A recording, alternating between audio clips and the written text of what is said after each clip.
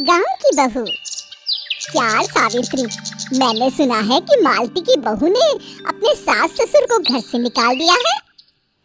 अब क्या कहूँ, आजकल की बहुओं का कोई भरोसा नहीं है, कब क्या कर दे। मालती की बहू को देखकर कौन कह सकता था कि वो ऐसी निकलेगी। तू सही कहती है, आजकल की बहुओं को देख मुझे तो बड़ा डर लगता है। कहीं मेरी बहू भी ऐसी निकल गई तो। नहीं, मैं तो गांव की सीधी सादी लड़की से अपने बेटे की शादी करवाऊंगी। इस तरह एक दिन गायत्री अपने बेटे की शादी गांव में रहने वाली मीना नाम की लड़की से करवा देती है। ये लीजिए माँ जी, आपके लिए गर्मा गर्म नाश्ता और चाय। अरे वाह बहू, सच कह रही हूँ, जब से तू इस घर में आई है मुझे तो बड़ा आराम है। तेरे जैसी बहू तो किस्मत वालों को मिलती है। का माँ जी, अभी तुमने भी तारीफ मत करिए ना। धीरे धीरे मीना गायत्री की चहेती बन जाती है और मीना भी गायत्री को कभी शिकायत का मौका नहीं देती थी। फिर एक दिन, ये ले बहू, आज मैं बाजार से तेरे लिए साड़ी लाई हूँ। साड़ी देखते ही मीना का मुंह लटक जाता है। का माँ जी, ये भी कोई साड़ी है? ना, मुझे तो बिल्कुल पसंद नहीं आई। अरे लाना ही था तो कोई अच्छी महंगी वाली साड़ी ले आती मेरे लिए। आप तो ये सस्ती साड़ी उठा लाई। मुझे नहीं ना चाहिए आपकी ये साड़ी, आप ही पहनिए इसे। अरे ये क्या बहू, तू तो आजकल कुछ ज्यादा ही नखरे दिखा रही है। मैं इतने प्यार से तेरे लिए साड़ी लेकर आई हूँ और तू है कि उल्टा मुझे ही दो बातें सुना रही है। अरे माँ जी, आप अपने लिए तो बड़ी डिजाइनदार और महंगी महंगी साड़ियाँ खरीदती हैं और मेरे लिए ये सस्ती साड़ी ले आई।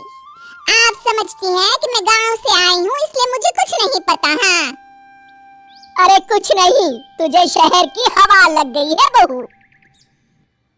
इस तरह दोनों सास बहू में रोज किसी न किसी बात पर लड़ाइयाँ शुरू हो जाती थी।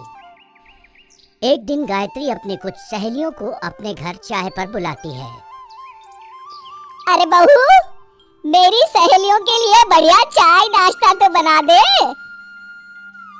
अरे माँ जी, अभी ना मेरे पास बिल्कुल भी समय नहीं है, मुझे ब्यूटी पार्लर जाना है।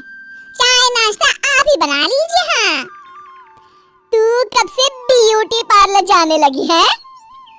शहर आए 2 दिन नहीं हुए और देखो महारानी के नखरे शुरू हो गए।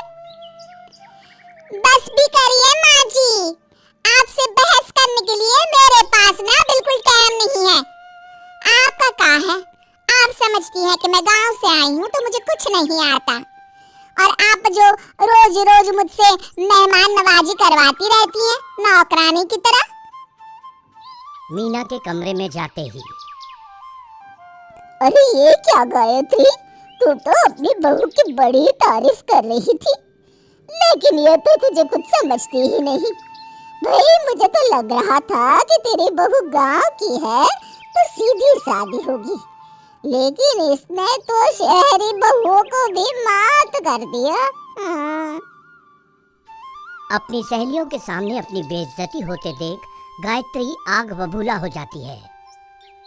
अरे क्या शहर और क्या गांव, मेरी तो किस्मत ही फूटी थी जो मैं इसे बहू बना के ले आई। भगवान जाने आगे और क्या क्या करेगी। अब तो मुझे कुछ ठीक नहीं लगता।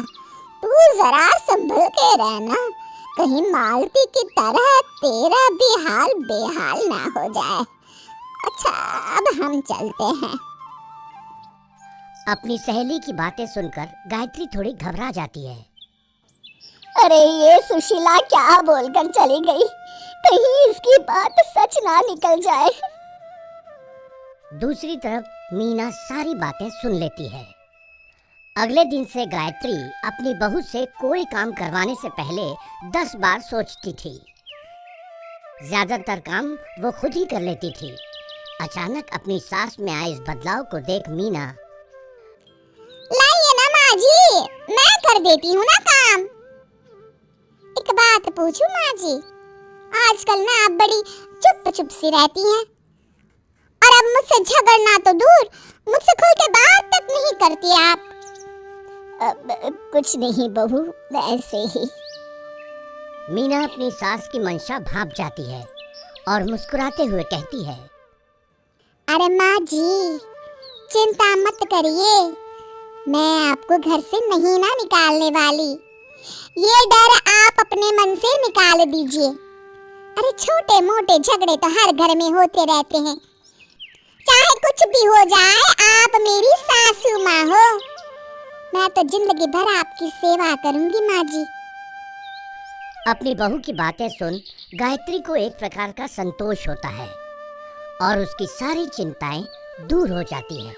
गायत्री अपनी बहू को गले लगा लेती है। मुझे माफ कर दे बहू, मैं तुझे गलत समझ बैठी थी।